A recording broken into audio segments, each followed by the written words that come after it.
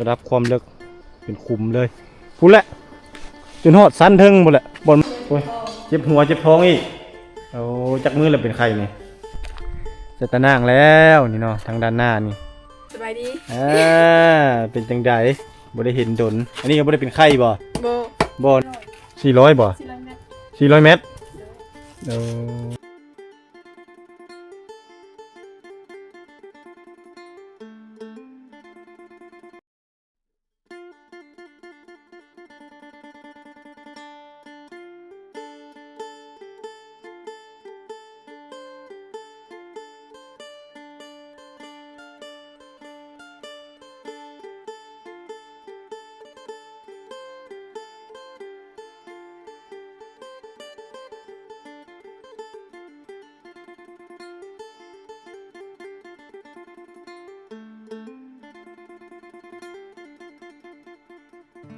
ไอหอบความช้ำมา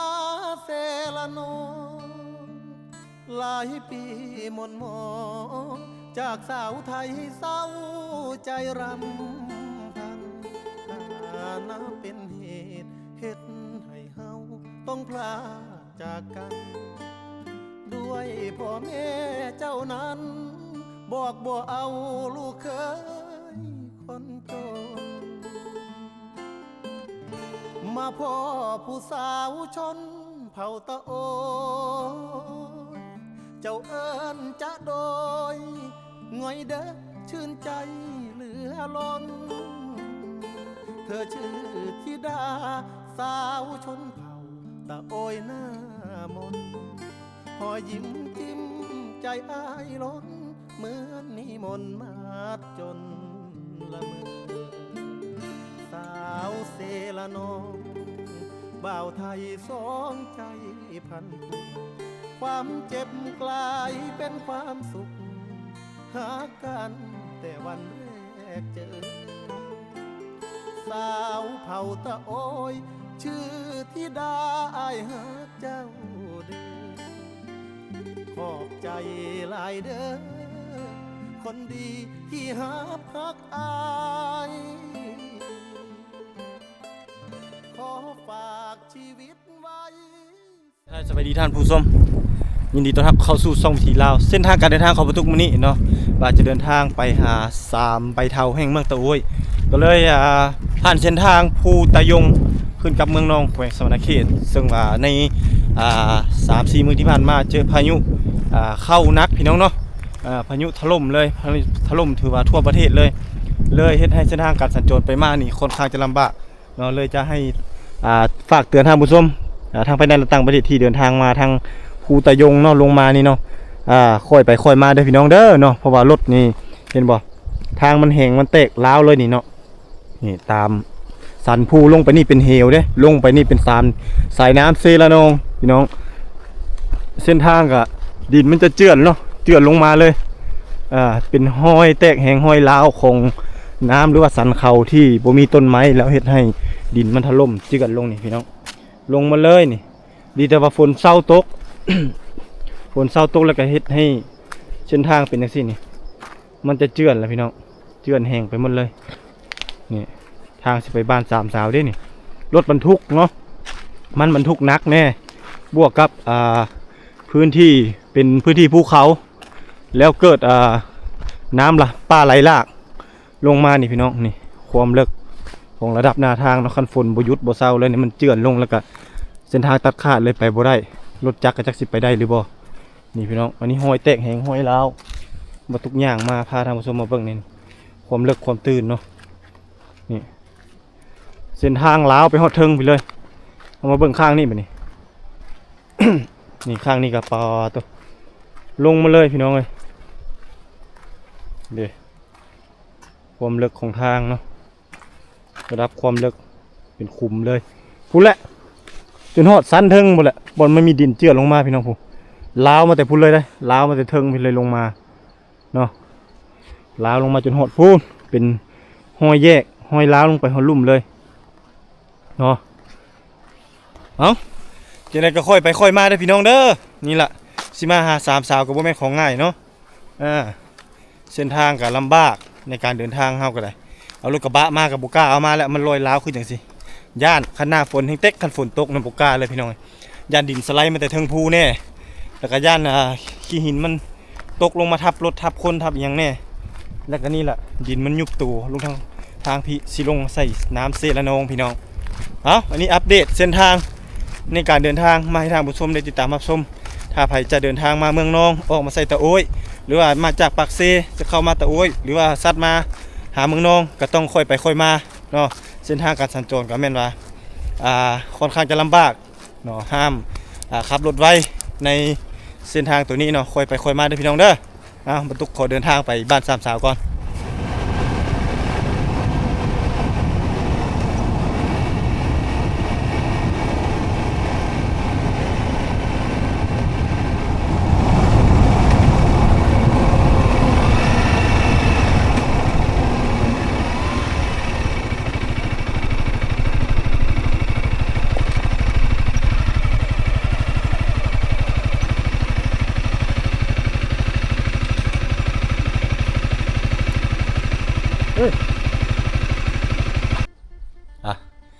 หลังจากลงมาแต่เทิงภูตะยงเนาะพาท่านผู้ชมไปสำรวจแล้วตอนนี้เดินทางมาฮอดบ้านสามสาวท่านผู้ชมเนาะในบ้านสบายดีบ้านส่วนเชื่อสบายดีนี่แหละซีนไปเฮ็ดกินเด้อซีนนี่ยอดนะซีนมื้อนี้แม่นบ่มีอันนี้เป็นซีนบ้านนี่แต่ยังคักอยู่เนาะไปเฮ็ดรถได้แต่แซ่บๆมีเสียมีหยังครบอยู่ในนั้นจัดการเลยฝากเรื่องให้ในบ้านคนจัดการรถในบ่บ่ได้กินซีนขาดโห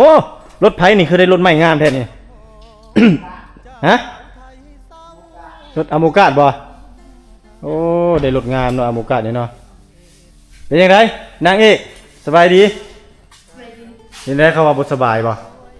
ฮะโอ้ยเจ็บหัวเจ็บท้องอีกโอ้จักมื้อแล้วเป็นไข้นี่2 มื้อสบายจะเอาผัวแล้วฮะ ว่าเจ็บหัวเจ็บท้องโอ้2 มื้อแล้ว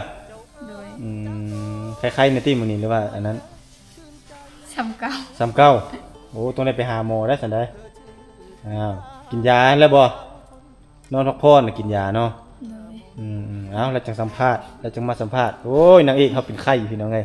เป็นไข้เป็นหนาว2 มื้อแล้วโอ้เห็นความเปลี่ยนแปลงหลายอย่างพี่น้องนี่มาบัดนี้เพิ่นเฮ็ดหัวเลยเด้นี่เด้พุ่นน่ะเพิ่นปลูกต้นไม้ใส่ ครบเลยบัดนี้เอามาเบิ่งทางด้านหน้าพี่น้องน้องสาวเพิ่นเอาลักแกนโลนมาใส่นี่เนาะเฮ็ดตะนางมีทางเข้าเนาะนี่เฮ็ดตะนางแล้วนี่เนาะทางด้านหน้านี่หน้าบ้านนี่เนาะป้องกันสัตว์สาว่าสิ่งนี่ทางด้านในนี่โอ้ต้นอันนี้เพิ่นนี่เนาะดอกทานตะวันเพิ่นนี่งามเลยพี่น้องต้นอันนั้นนี่จากต้นอีกวะดาวเฮืองเนาะดาวเรืองนี่โอ้กำลังเฮ็ดหัวเลยบ่นี่ฮะ โอ้2 สาวกำลังเฮ็ดหัวปลาเจ้างามแถวบ้านนี้เนาะเครื่องปลูกของฝังพี่น้องเอ้ยนี่ครบหมดแล้วนี่เนาะหมักหุ่งก็เริ่มงามเลยเด้เนาะหุ่งก็งามหมักเพชรก็งามโอ้บ่ได้มาหาดนเปลี่ยนแปลงหลายอย่างเลยบ้านชวนสบายดีเจ้าตาสบายดีเป็นจังไดบ่ได้เห็นดนอันนี้ก็บ่ได้เป็นไข้บ่บ่เนาะคิดว่าเป็นไข้นำวาสนาบ่มีแต่วาสนาเป็นคนเดียววาสนาเป็นยังเป็นทองบ่จังเป็นทอกทองเป็นท้องโดยโอ้เป็นท้องบ่โดยเลยนั่นเนาะบ่ได้ไปอันนั้นบ่มื้อนี้ไปใช้บ่ได้ไปหูดเข้าบ่เทิงภูบ่เป็นหยังคือบ่ได้ไปน้ำลายบ่ฮู้น้ำยังหลายทำนาบ่าวบ่ฮู้ทำนาบ่าวบ่ย่างไปใกล้ๆพุ่นโอ้นึงเพิ่นใส่น้ำบักจับเอารุ่นน้อยเนาะรุ่นนี้เนาะรุ่นนี้ก็มีเนาะโค้งเท่าไรนี่ฮะมีคนสั่งมีคนสั่งมาให้โอ้คักหลายเนาะสั่งมาแต่ไทยพุ่นเลยโอ้ฝากน้ำบักจับมาแต่ไทยป่าสุดยอด สุดยอดมากอันนี้ก็บ่ได้เป็นมานี่ก็บ่ได้เป็นมากเฮ้ยเดี๋ยวมันหักเป็นอย่ามันเดี๋ยวมันเริ่มป่องโยดเดี๋ยวมันติดได้นี่ได้ ปรุงยอดปรุง ต ห ล ยั อง ด นะ อ่ะ หึ เมื่อกี้ยังหมดแดงอ่ะเฮ็ด หมูแดงเห็นหั่งบ่ โดย ตลอดเลย กินกิน เจ้าก็ต้องได้มั่นเบิ่งเอาแล้วโอ้กบมะเขือนี่งามเนาะ น้ำ ตัวงามเลยอันนี้สิใส่จักข้าวนี่1 2 3 4ฮอดพี่เลยบ่4 5 5ก็ซ้ำนี้ ห่างโคกอ่ะ 6โลแล้วคันมันเหลือหลายใส่ถึงพี่โลดเลยนี่ใส่นี่พร้อมนี่อันนี้1 2เป็น6พุ่นแหละมันนี่น้อยหนึงอันนี้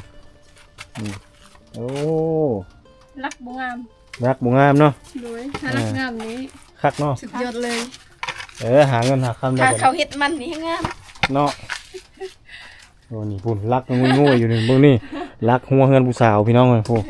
หงเงียดเนาะ โอ้ย ขาดเสารักเนาะ โดย นี่แหละมีน้าบ่าวเพิ่นมาช่วยเฮ็ดหัวช่วยพี่น้องหากเฮ็ดเสานี่บ่นี่ โดย ทางหลังนี่อ้อมแล้วแต่โดนบ่ โดนแล้ว อันนี้หากบ่เฒ่ามาเฮ็ดบ่น่ะ นั่งพอเท่า โอ้ทางหลังบ่เฒ่ามาเฮ็ดทางหน้าเด้ ทางนั่งพอเท่าทางนี้นะบ่าว น้าบ่าวมาเฮ็ดช่วยเนาะ โดย ดีลายใช่เบิ่งทางหลังดูงามอยู่บ่เป็นแนวนี้แม่เนาะ ตักหนึ่ง นั่นพี่น้องอันนี้คือหัวทางด้านหลังหลังบ้านของเพิ่น ผักบุ้งปัจเจตาเก็บ จะตากินบ่เพิ่นกินนั่นเฮ็ดหยังกิน เฮ็ดส้ม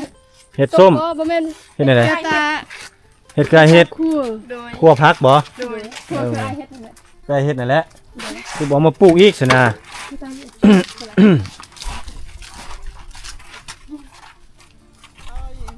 โอ้แนวนี้เนาะโอ้คักเนาะหลายก้ออยู่บ่ บ่ 2ก้อบ่ฝากมาได้ โดย โอ้ 400 400บ่ 400 เมตร 400 เมตรโอ้พี่น้องเอ้ย400 เมตรก่อนนี่ครับมันบ่บาดมือเนาะรุ่นนี้เนาะบาดอยู่แต่ว่า ใส่สิบ ค่อยๆเนาะซบมือแล้วได้ ก็ดีมันสิไว้ละ อีหยังคือบ่เน่งไปจนสุดเลยเน่งไปเท่าละน้อยบ่โอเคตามสบายป้องกันขโมยบ่ฮะ ป้องกันเบป้องกันงัว ป้องกันเบ้ป้องกันงัว แต่ป้องกันขโมยเขาขึ้นได้ป้องกันผู้บ่าว ป้องกันผู้บ่าวบ่ แก้วตาป้องกันผู้บ่าว ป้องกันผู้บ่าวเข้ามาสิบ่โอ้บ่เรือดอกอันนี้เขาตัดแงบบัดนี้แล้วก็แล้วอันนี้ มันป้องกันผู้บ่าวซื่อ เห็นอะไร งัด งัดบ่ งัดแท้ เข่งๆบ่เอาไปอยู่ข้างเขาจะได้ดีตา ไอ้ยะเข่งฮะ อ้าว รักเลย เฮ็ดแต่เช้าบ่นี่ฮะ ดูจะเศร้า โอ้เปลี่ยนแปลงหลายได้เนาะมารอบนี้ต้นไม้ตอกโคกตาครบแล้วเดี๋ยวนี้เนาะ โดย เสียแต่นี้ มาเพชรกับพละบ่งาม บ่งามบ่ โดย ก็งามอยู่สำนี้นี่ให้ว่าบ่งามมันกำลังขึ้นกำลังสัด พญาแกเดินเร็ว อะไรมันยังน้อย มันกูด มันกูดบ่แล้วมันเศร้ากูดเลยนะสนะเพื่อใครๆนี่แหละ ไปโอ้สิใส่ลักนี่ละย่าบ่ห้าลักละพ่อบ่ห้าวบ่ใส่จังห้าว เดี๋ยวแต่น้าเบา แต่น้ำเบ้าใส่เนาะเดี๋ยวโอ้ไผว่าบ่งามเบิ่งต้นหมูหุ่งต้นนี้ค่อยคิดว่ามันสิบ่รอดแล้วต้นนี้ รถไปรถ กระเตวแล้วอยู่แต่ก่อนได้ เดี๋ยวนี้รู้สึกว่ามันก็ มันไอ้อะไอ้ตัวไอ้กอง หายกล้องบ่ตัวนั้นหาได้ โดนไอ้บ่ได้มามันจะยาก นี่เห็นบ่นี่งามมื้อเลยได้นี่ผักเพิ่นปลูกนี่พี่น้องปลูกเดี๋ยวนี้ก็ได้กินมากแล้วนี่ จ้า ทานเลยบ่อย่ามันบ่เป็นหยังเพิ่นกำลังเฮ็ดหัวพี่น้อง ลงรถนะ เฮ็ดหัวให้สบายเนาะเบ้ก็เข้าบ่ได้ ไปใส่กระบอกหมดแล้วอย่างนี้ ไปใส่ก็สบายเนาะ โดย เออ บอกพี่เขาถนัด หนังเครื่องย่างว่าเลยอะไรที่ ที่วันก่อน ทางหน้าก็อัดแม่นบ่กลางคืน อัด เอ้าพอดี4-5 ฮาวพอดีเนาะ โ พอดีแล้ว เท้า ฮาว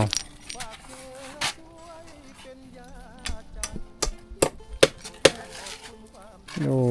คักเนาะเพิ่นฝากมาให้เต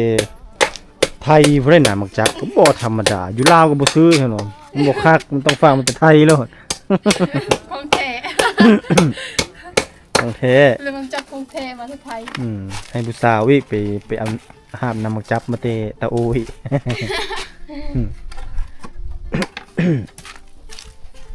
คักหลายอ่า ดัดตรงนี้ มายังไม่เลย เอาอยู่เลยพี่ใช่เอาไปลง ยังมันตายบ่ เธอก็เล็กงัด ถึงเล่นงัด เธองัด ก็เลยก็ลองงองแงงเลยเนาะ เดี๋ยว ลองกองแกงเลย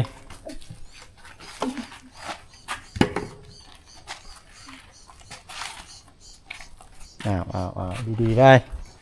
ค่อยๆได้ จับเกี่ยวดะ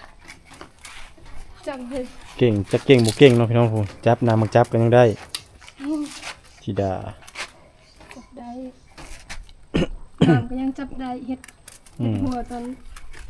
จับน้ำแล้วเนาะ เรียนเลย เก่งพี่น้องเอ้ย โบดลำกี เก่งทุกอย่างเลย อีละลงเลยงัดนี่ เข้าแม่นซุกมันเลยบ่เข้านะ มันเคยสุกแล้วแต่ยัง เข้าฝักซีนะ นำขึ้นลาย วันนี้อะน้ำบ่าวว่า ผ่านมาได้ เอา เอา ไปบ้าง โอ้บ่เท่าไปเบิ่งแล้วมื้อนี้ เดี๋ยว ครั ถ้า บ สุกก็สิวุ่นแล้ว น้ำซุกกับมื้ออื่นก็ไปฮู้แล้วเนาะ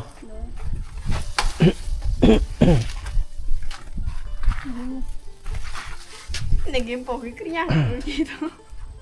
ตรงยุค อันนั้นคือใครเขาได้นะ โอ้มึงเที่ยวกลางคืนนี่เขาบ่เห็นเลยได้นี่ไดเขาเล่นต่ำเลย โดนกับคืนเนาะ ลมพายุมาไม่ได้นอนไม่ได้ยินเลยนอนกับเสือ บ่ ตื่นเช้าตื่นสองบาทกันเองน นำซึมมาเขาเพื่อน บ่ โดย น้ำเข้านี่เลย โดย มันพระเข้าบ่ ำซึ่ง เออ เหบนมันไปได้ยังไง มันแบบไร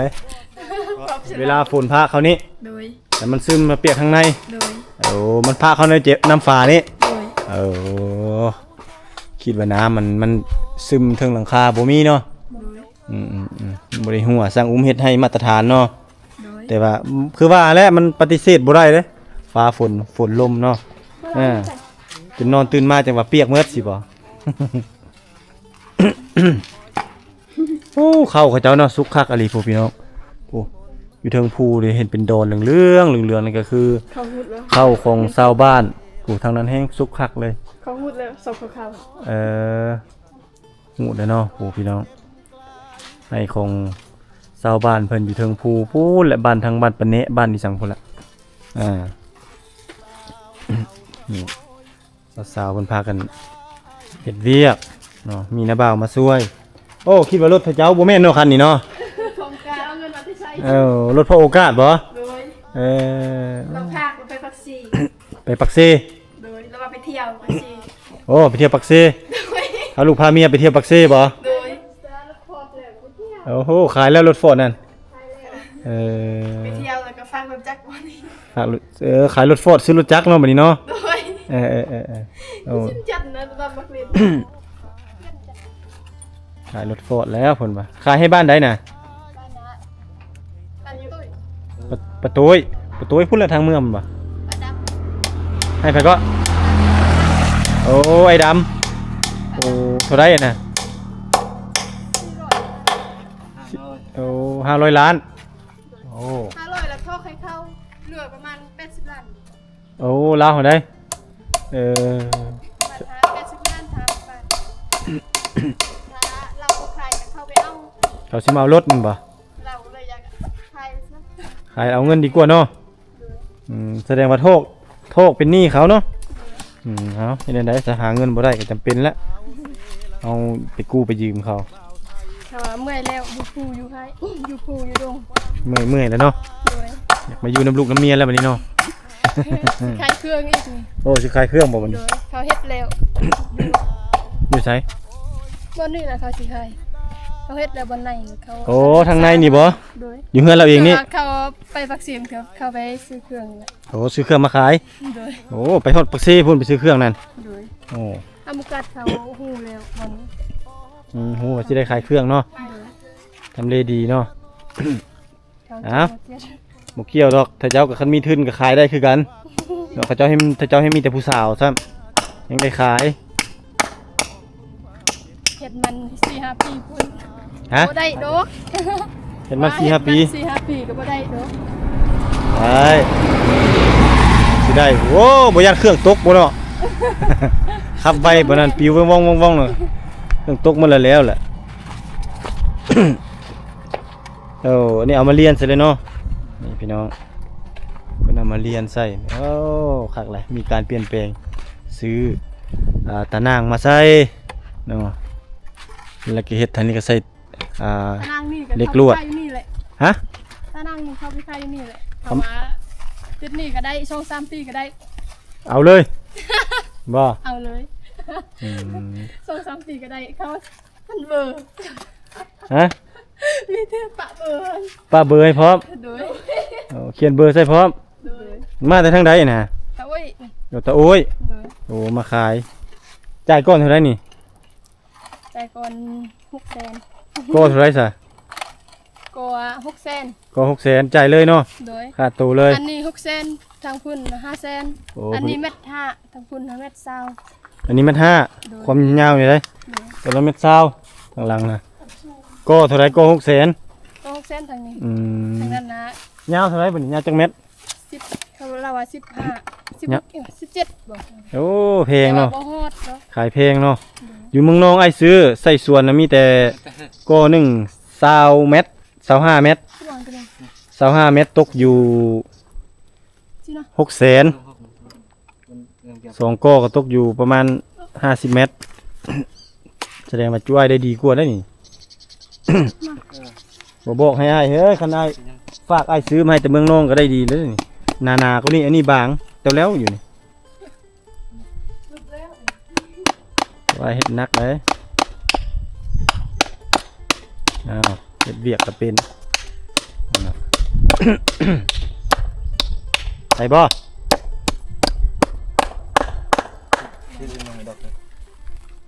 แล้วเจ้าบ่อนั้นแต่ทำอิฐพุ่นแต่ลักคือจังซี่เนาะเฮาต้องโตกไม้คัดค้ำไว้เพื่อเวลาเฮาดึงจ้องมาแล้วมันสิเซลไปเห็นบ่ได้แล้วซะ โอเคเลือกเรียบร้อยบ้าน3สาวเฮาตะโอยอ๋อคิดว่ารถธิดาซะดอกอ้าวมันยังเปิดกระเจป้าไว้นี่แต่ยามใดแล้วนี่ใครเปิดไว้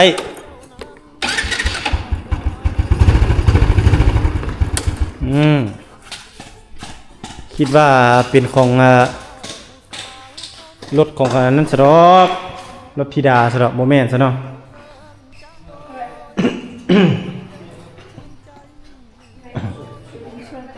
เอ้ย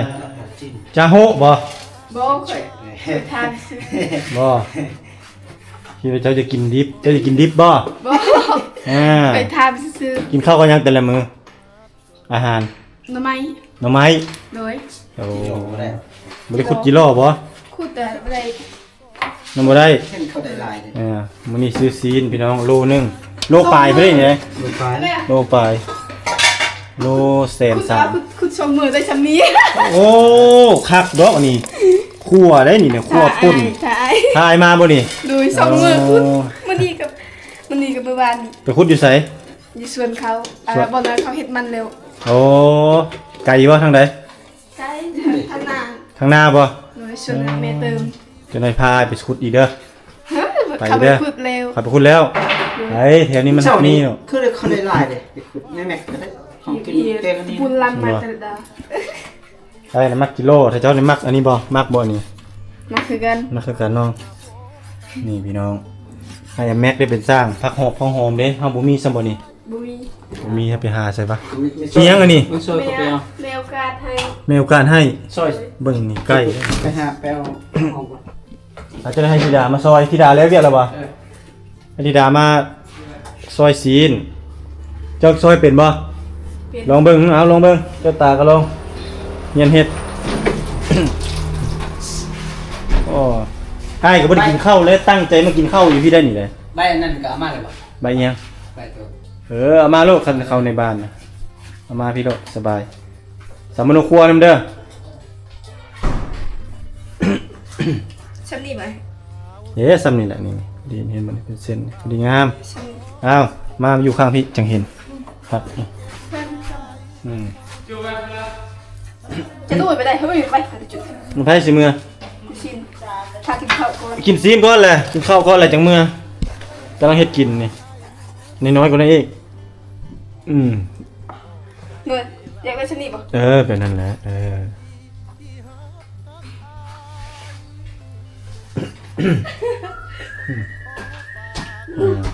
วันนี้ไม่เห็นหน้าสามสาวดนเลยพี่น้องเลยมาทีนี้เห็นความเปลี่ยนแปลงหลายเนาะหลายอย่างเนาะ ต้องจัด ได้ช่วย เด้อเฮง่อยแหละ น้องคิดว่าน้องไอ้ เออ มันจะให้ทับเปีย ไห้ เราจะได้ บ่ มันจะให้ทับเปีย ต้ม เป็น ต้ม คน เกลือ ทอ เลย ส บ่ องมือเร็ว เป็นท้องท่อ โดย เป็นท้องท่อบนเนื้อท่อท้อง ทองอู้น่ารักเลยกินแล้ว บ่อยากกินละ กินแล้วก็เสียดายเสียดายข้าวเปล่าฟ้าซื่อ บ่ส่งมือแล้วเป็นท้องท้องนั่น โดย ไปกินนี่ยังมาจังเป็น ๆบ่ได้กินหยังกินแต่ข้าว กินแต่ข้าวกับคือผู้คอยกินนั่นแหละ อืม แต่เรากลางคืนไปนอนกลางคืนกันวัน เหมือนกันเลย นอนกลางเว้น โฆษณาว่าสิเอาสัตว์นี่ปูอยู่นี่ละนอนเอาละไปว่าช่วยกันพดซะ บ่ให้เราปูห้องน้ำเลย นอนในห้องน้ำ จะจ้อยเนาะเบิ่งเราเนาะ ช่วยแฮง เที่ยวเข้าห้องน้ำ เขาวันนี้เท่าได้เลยเมื่อวานนี่เฮง ตลอด ตลอดเลยเขาโอ้เขา แต่ออกแล้วก็ เขาอีก นั่งแล้วก็อยากอีก เอาอีกเนาะ เลย ไม่กินส้มกินเซลล์ไรบ่ ไม่ได้กินเลยผู้คอยก็ไม่ได้กิน กินน้ำดิบมันเด้มันก็มีส่วนเด้กินน้ำดิบต้มน้ำกินอันตรายดวงท้องคอยห้องโก้โก้ท้องคอยนี่ ไม่เหมือนกันนะ ไอ้กับผู้จ้องกินข้าวได้ก็ได้แล้วเวียกไปเล่นเอกสารเล่นในสมนครัวมันยังให้นิตาเกียมเฮ็ดพาสปอร์ต ยัง ให้ ทันกินบ่คัน ยังมาแล้วก็ดีแล้วเอาซีนมาเฮ็ดกินอยู่พี่เลยเลยถ้ามากินพร้อมน้องๆอยู่พี่แล้ว อาชีพพาสปอร์ตบน อันนี้ก็ได้เวลาเฮ็ดนี่ อันนั้นบ่ อาเซียมือเลย ปลานั้นก่อนปลานั้นแหละอันนั้นแล้วเฮ็ดกิน เพราะไปหามื้อนี้ บันได บ่ บ่ได้ ไปทางใด ทางส่วนเขาเฮ็ดส่วนมันแล้ว คนบ่หลายสิบ่เอิ้น เอามากี่เชือก อันนั้นบ่หลายควยมันบ่หลาย เลย อืม อาเสือคุย ควายจิโร่ น้องเอิญมา เกิดมาเชื่อย เสื้อย ด้วย เสื้อยมัน ด้วย เสื้อยบ่หลาย ด้วย แต่เบิ่นเอ้ยเนาะเสื้อยเนาะ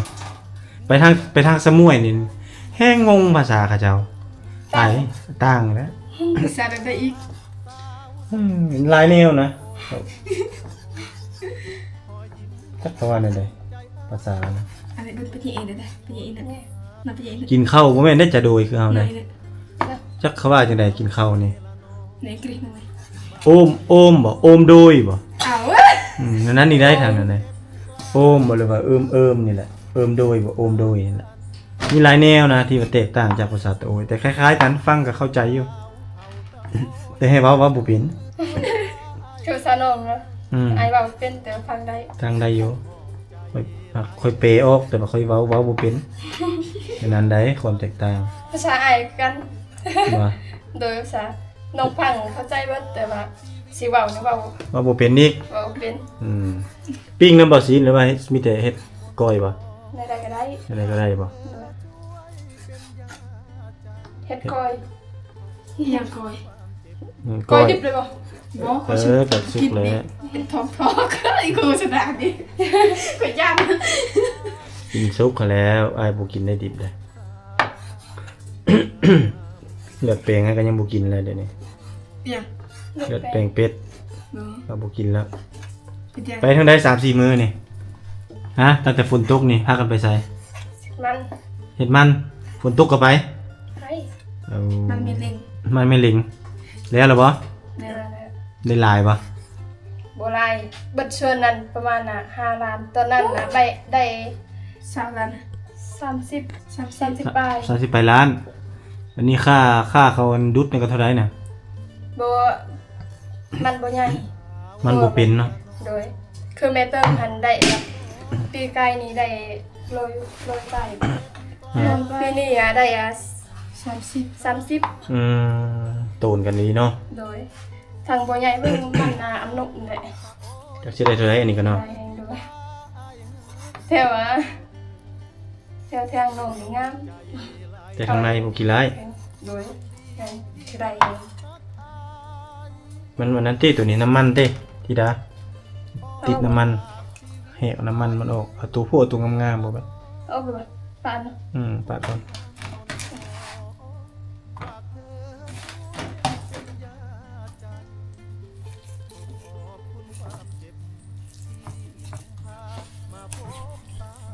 ตั้งแต่ไปหูดข้าวผมบ่ได้ไปเลยบ่ โดย อยู่แต่เฮือนไปเฮ็ดมันช่วยเขา โดย เฮ็ดต้นน้อยๆทีละเฮ็ดอันนี้ปาดเอ อั ง นนี้บ่ เฮ็ดสองต้นนี่เขาก็อยากไปพูดเขาทางภาคเสียแต่ว่าไปบ่ได้เฮือก็ส่งลำหา นำเอา เอามาไปอีกแล้ว เราไป ตลอดเลยเนาะน้ำนี่เนาะ ตลอดทางไฮแม็กและ อืมเหี่ยตลอดเลยน้ำนี่นะน้ำเอาไปตลอดเหี่ย เขามัดแล้วแต่ว่าน้ำแห้ง มันแห้งเนาะ อีหยังเนี่ย ดังนั้นฮะ โดย เขาเอิ้นเพียงัว ขี้งัว กระเละนะ กระเละยังก็ตะแกรงบ่บ้านเจ้าเอิ้นตะแกรงเนาะ แค่ตักตะแกรง กระเละทางตะแกรง ป้าพี่ชายพูดมาเอิ้นมันเล็ก เกรงเกรงเนาะพี่น้องเนาะ บริเรียนภาษาตะโอยดุนเลยนะมื้อนี้มาเรียนภาษาตะโอยเอาหมวกกันน็อกกับเสื้อไอเข้ามาในนี่จนให้เขายืมไปแล้วก็แล้วนั่นน่ะอีหยังเหี่ยเจ้าบ่เจ้าเซ็ตน้ำไม้บ่ นวด หึ นวด มีหยังหนวด ชาวหัว โอ้ครีมซาหัว โดย ครีมซาผม โดย อยู่ในห้องน้ำเขาเอาไปเลย โดย เฮ็ดได้เขาจะเอา โอ้โห ไขประตูนี่ไว้ นี่ก็บ่ได้ล็อกปิดแต่ว่าบ่ได้ล็อก และหัวนี่ยังบ่ได้เฮ็ด ยัง โอ้แล้วเขาลอยเข้ามา แล้ว เอา ก็อาบน้ำอาบแล้วก็ออกแล้วก็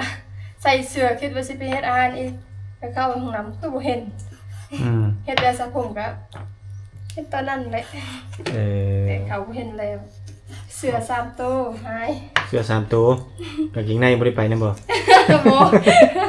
แล้วว่ากางเกงในกับเสื้อโซนเขาก็เอาไปนะพูดได้นั่นเลยพวกลูกจิตเล่นนั่นเลย มีแต่เสื้อเนาะเขาไปเนาะ โดยเสื้อแขนยาวเบิด งามบ่ เสื้อแขนยาวคือเสื้อเกลือตาใส่ อืม ตอนนั้นน้องไปบุษสงเหือกับอายเลยเสื้อกับน้องกับอ้น เขาเอาไปมาเลย เอาไปเบิดบ่เหลือเลย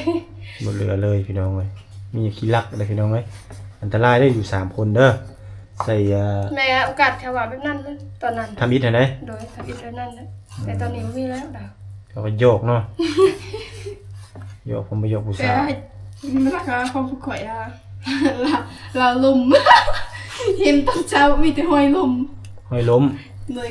หอยตีนลาวเลยนะลม เออ หอยตีนภูเขา ไม่ตีนเขา โดย ฮู้บ่เป็นไผ บ่ฮู้ บ่ฮู้เลย เห็นเขาลมสนำหน้าเลย เป็นปริศนาบ่ โดย บ่ฮู้เลยเนาะ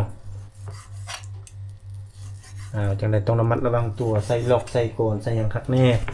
นั่งนอนเนาะ โดย บ่ปีนเลยเนาะ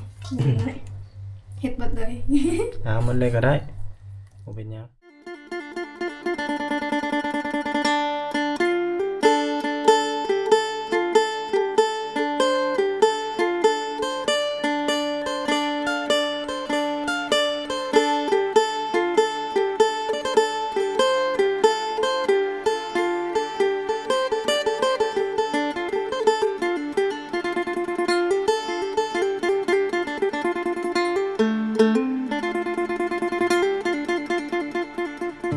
ไอหอบความช้ำมาเซละโน หลายปีหม่นหมองจากสาวไทยเศร้าใจรำพันนับเป็นเหตุเฮ็ดให้เฮาต้องพลาดจากกัน ด้วยพ่อแม่เจ้านั้นบอกบ่เอาลูกเคยคนจนมาพ่อผู้สาวชนเผ่าตะโอยเจ้าเอิ้นจะโดยง่อยเด้อชื่นใจเหลือล้นเธอชื่อธิดาสาวชนเผ่าตะโอยหน้ามนหอยยิ้มจิ้มใจอ้ายล้นเหมือนนิมนต์มาจนละเมอสาวเซละนองบ่าวไทยสองใจพันผูกความเจ็บกลายเป็นความสุขหากันแต่วันแรกเจอสาวเผ่าตะโอยชื่อธิดาอ้ายหาเจ้าเด้อขอบใจหลายเด้อคนดีที่หาพักอายขอฝากชีวิตไว้เซละนอทุกความหม่นหมองฝากเธอช่วยเป็นยาใจขอบคุณความเจ็บที่นำพามาพบสามวัยจากนี้ทั้งชีวิตอายมอบให้เจ้าสาวงามตะโอ